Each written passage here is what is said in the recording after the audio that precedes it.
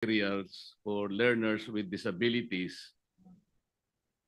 Pero wala pong specific line item allocation, halimbawa, doon sa child fine system. Ito po ay napaka-importante, Mr. President, kasi kung wala naman itong child fine system, hindi rin po natin malulocate o ma-identify kung ilan po yung mga mag-aaral natin na mayroong disabilities sa buong bansa, kung nasa ang eskwela po sila. At hindi rin po natin malalaman kung ilan ang mga naka-enroll sa mga eskwelahan. So mahihirapan po tayo kahit na alam natin na napaka-importanting masuportahan po natin lahat. Ngunit kung hindi naman po natin alam kung sino-sino sila at kung nasaan sila, sapagkat wala nga pong line item na nakalagay sa budget, ito naman po itinatadhana ng batas, mahihirapan po tayo, Mr. President. This representation tried since last week to inquire from the LBRMO kung talaga pong nakapaglagay ang DepEd ng line item ayon po sa itinatadhana ng batas. Ngunit hanggang ngayon po ay mukhang sila'y nahihirapan din na tingnan mula sa DepEd. Parang wala nga po, Mr. President. Mr. President, meron po. Ito pala, DepEd budget 100 million pesos for 2026 sa NEP, Provision of Learning Resources for Learners with Disabilities. Sa NEP po yun, Mr. President. Kung titignan po ninyo sa HGAB, nawala po yun. Yun po yung hinahanap natin. Ayun, na magic. At ang nakikita po nating malinaw, materialis po for learners for disabilities. Maliwanag po yun. Ngunit kung ang pag-uusapan natin para malocate po natin, nasaan po lahat ang mga mag-aaral po nating may disabilities, wala po tayong magagamit na pantustos dyan sapagkat wala po yung child fine system. Hindi lamang po yun, Mr. President. Sana'y nagkakamali po ako pero wala rin po yung hiring of specialists for diagnosis and assessment of LWDs and the prescription of appropriate intervention. Sana nagkakamali din po ako, Mr. President, na wala din po yung to defray expenses in the delivery of related services stated in Section 4P. Ito nga po yung sa transportation and various developmental, corrective and other support services for student with disabilities. Mr. President, kung wala po ang line item na ito na napaka-importante, kahit na po magsama-sama tayong lahat dito, ipahayag natin ang ating interes na tulungan ang ating mga mag-aaral na may disabilities, ngunit may kakulangan po sapagkat na maring kaligtaan po. Napaka-importante po ng line item na ito. Mr. President, kaya ko lamang po sinubukan na maalaman talaga. Sana po ay makita na po natin. Kahit na po tapos na yung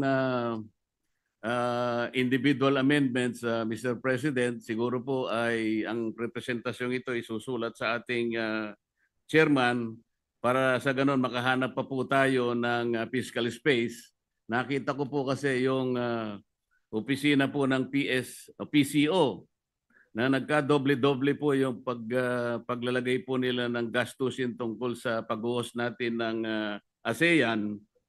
Binabalak ko po na meron po akong dinrap na sulat, baka sakaling doon po natin makita. Kung sakasakaling ito pong tatlong items na ito ay talagang hindi na ilagay na line item sa ating GAA na kinukonsider for 2026, Mr. President.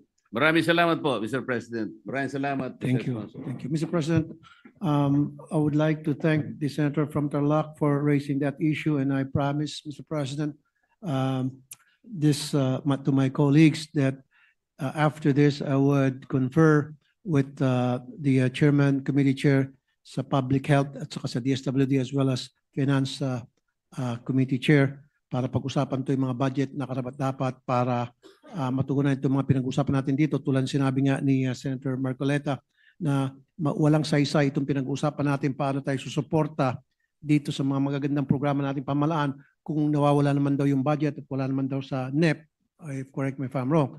So that has to be addressed right away. Thank you for that, for being a keen observant on that matter, the good senator from Tarlac. Maraming salamat po, Mr. President. Thank you, Mr. President. Mr. President, I move that the speech of the gentleman from Isabela and Davao, Senator Tulfo, together with all the interpellations, be referred to the Committee on Health and Demography. I so move. So referred. Oh, same topic, Mr. President. So I move, I withdraw my motion, Mr. President, so that the No, good Senate President may also weigh in on the. no, in fact, Mr. President, I was going to support your motion, but I wanted to know where you would want to refer the speech of the gentleman, Senator Tulfo. It was to the Committee on Health and Demography, sir. Okay, because, Would you want an additional reference yes, Mr. or President, referral? I filed Senate Bill 194. It was last July. This is an act recognizing difference in neurodevelopment, upholding the rights of neurodivergent people, and instituting a national care and support plan for neurodiversity. Now, it was referred to the Committee on Social Justice and the Committee on Health secondarily. So may I know if that is the proper thing to do on this particular speech? Would it be health or social justice first? May I ask for a minute suspension, Mr. President, just to make sure we. check Session the is rules. suspended.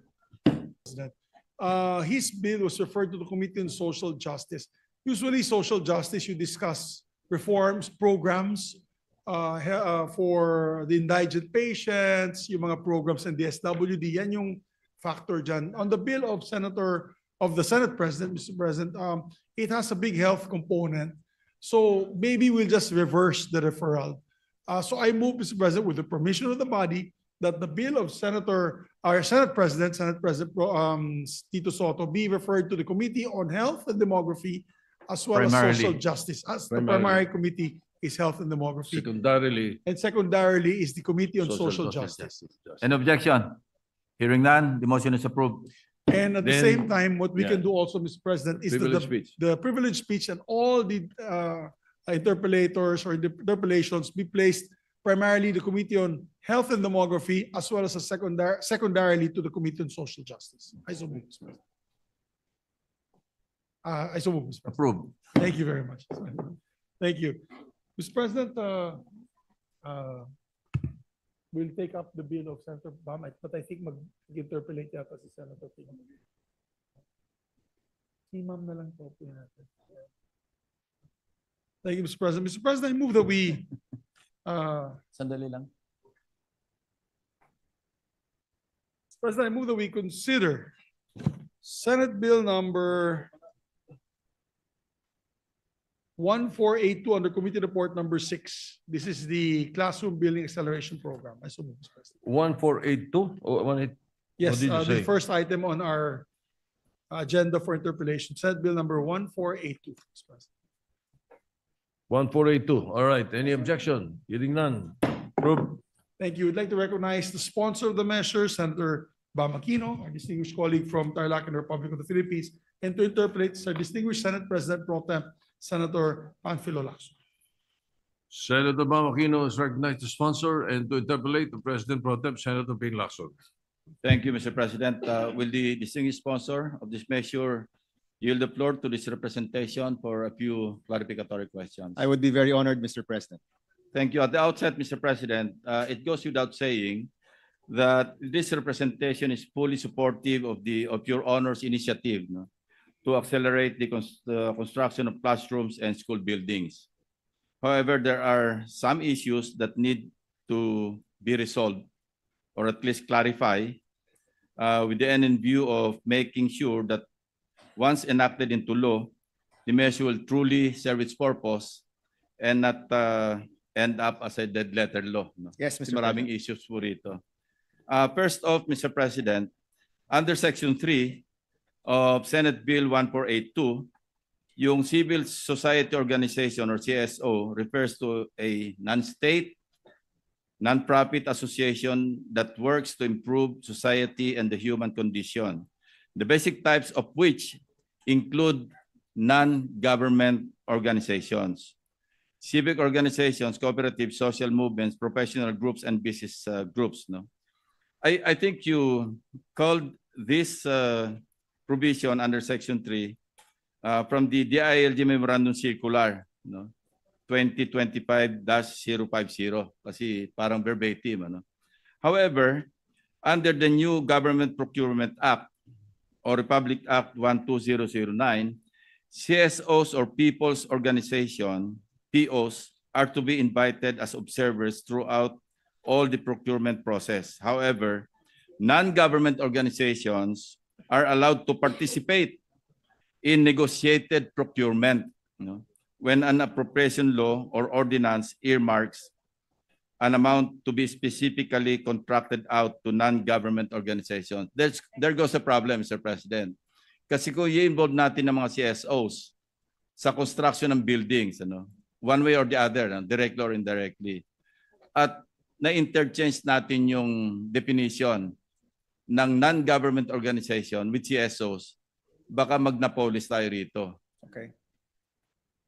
So how do we resolve this issue, Mr. President? Yes, Mr. President, maybe to give a background why we included CSOs. During our hearings, nalaman ho natin that our CSOs like Hope Foundation, Angat Buhay, the Chinese Chamber were actually building classrooms at a much cheaper rate than DPWH. At maganda naman po yung kanilang nagawa. In fact, through different senators here, marami rin pong nasuportahan dyan in the past who were able to complete classrooms.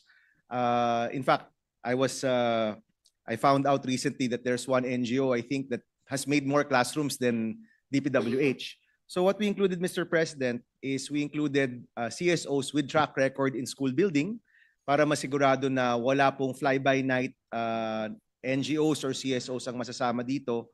We also included that DepEd will come out with their own guidelines with regard to which CSOs can participate in the classroom building program, Mr. President. And even NGOs, provided that they will not be allowed to participate in biddings, no? Because as I understand, Mr. President, yung participation ng NGOs at saka CSOs, limitado sa mga free, di ba? Pero kung gagamit ng public funds, and i-involve natin yung participation ng NGOs, and they will be allowed to participate in biddings, no? In the construction of the school buildings and classrooms, medyo may problema tayo. Kasi merong conflict of interest. What is the conflict of interest, Mr. President? Because if we involve the NGOs, Yes. and they will participate in the biddings, and they will actively participate in the monitoring, etc., nandun ang conflict of interest. Mr. So President. probably, pwede tayo maglagay ng caveat, ano? Yes. Na provided that they will not Monitor themselves. monitor themselves. Yes, exactly, Mr. President. Yeah, yun. Anyway, at the proper time, maybe we can use the proper language Yes. to clarify that particular issue. Yes, Mr. President. But I have definitely. no objection to allowing NGOs to be active partners in the school building program of the government. In fact, Mr. President, I think Senator Marcos also wrote us with similar concerns. And we can work with your offices to propose the proper language to have a tighter definition at the proper time, Mr. President. Now, let's run some numbers, Mr. President.